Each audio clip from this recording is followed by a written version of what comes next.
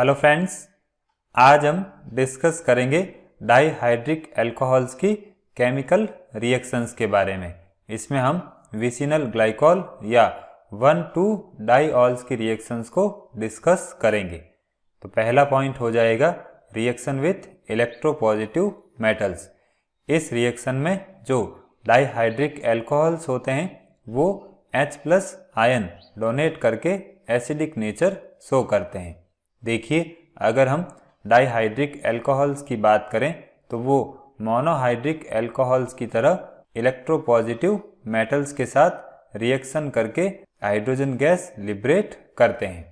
अब dihydric alcohols के जो दोनों हाइड्रोक्सिल ग्रुप होते हैं वो साइमल्टेनियसली रिएक्ट नहीं करके एक के बाद एक करते हैं, और जब पहला OH ग्रुप रिएक्शन करता है तो उसके बाद सेकेंड OH ग्रुप की रिएक्टिविटी स्लो हो जाती है। अब इसका कारण क्या होता है? तो देखिए, जब पहला OH ग्रुप रिएक्शन करता है तो एक एल्कोक्साइड आयन का फॉर्मेशन होता है, और ये alkoxide ion +I effect show करता है, और इस वजह से ये एल्कोक्साइड आयन क्या करता है, दूसरे ऑक्सीजन पर इलेक्ट्रॉन डेंसिटी को इंक्रीज कर देता है, या हम कह सकते हैं सेकेंड हाइड्रोजन को लेस एसिडिक बना देता है। देखिए, ये हो गया ग्लाइकॉल। जब इसकी रिएक्शन सोडियम मेटल के साथ करवाते हैं तो यहाँ पर एक OH ग्रुप एल्कोक्साइड आयन में कन्वर्ट हो जाएगा। फिर नेक्स्ट स्टेप में सोडियम की रिएक्शन हम हाई टेम्परेचर पर करवाएंगे तो दूसरा OH ग्रुप भी एल्कोक्साइड आयन में कन्वर्ट हो जाएगा। अब देखिए, दूसरे OH ग्रुप की रिएक्टिविटी कम होती है, इसलिए ये रिएक्शन हायर टेम्परेचर पर प्रोसीड करवाई जाती है। फिर नेक्स्ट पॉइंट हो जाएगा रिएक्शन विथ हाइड्रोजन हैलाइड्स।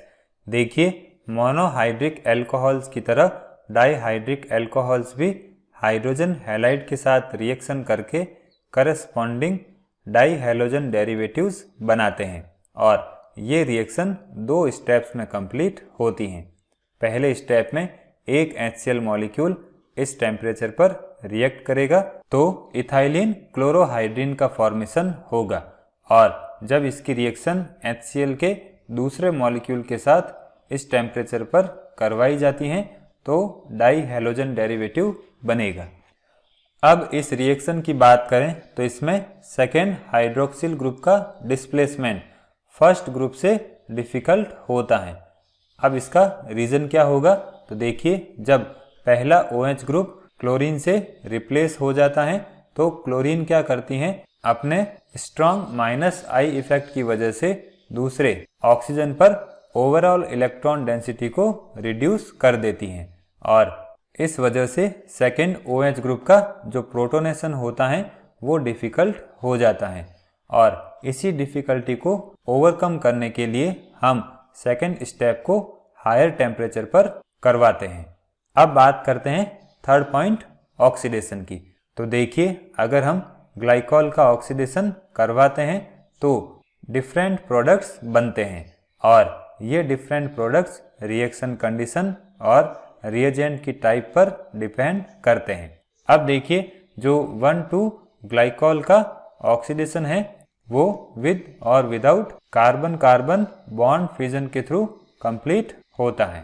तो पहले बात करेंगे ऐसे ऑक्सीडेशन की जिसमें कार्बन कार्बन बॉन्ड का फ्यूजन होता है। अब इसमें भी हम डिफरेंट टाइप के रिएजेंट्स यूज कर सकते हैं। तो पहला रिएजेंट हो जाएगा लेड टेट्रा एसीटेट। देखिए, जब ग्लाइकॉल की रिएक्शन लेड टेट्रा एसीटेट के साथ करवाते हैं तो एल्डिहाइड का फॉर्मेशन होता है। अब इस रिएक्शन की बात करें तो ये एल्डिहाइड के फॉर्मेशन की एक इम्पॉर्टेंट रिएक्शन होती है। इसके अलावा इस रिएक्शन का यूज मॉलिक्यूल में 2 OH ग्रुप की पोजीशंस को लोकेट करने में भी किया जाता है, क्योंकि इस रिएक्शन में जो प्रोडक्ट्स बनते हैं उसके कार्बोनिल कार्बन वही कार्बन होते हैं जिससे कि ओरिजिनल प्रोडक्ट में OH ग्रुप अटैच होता है। अब बात करते हैं इसकी मैकेनिज्म की।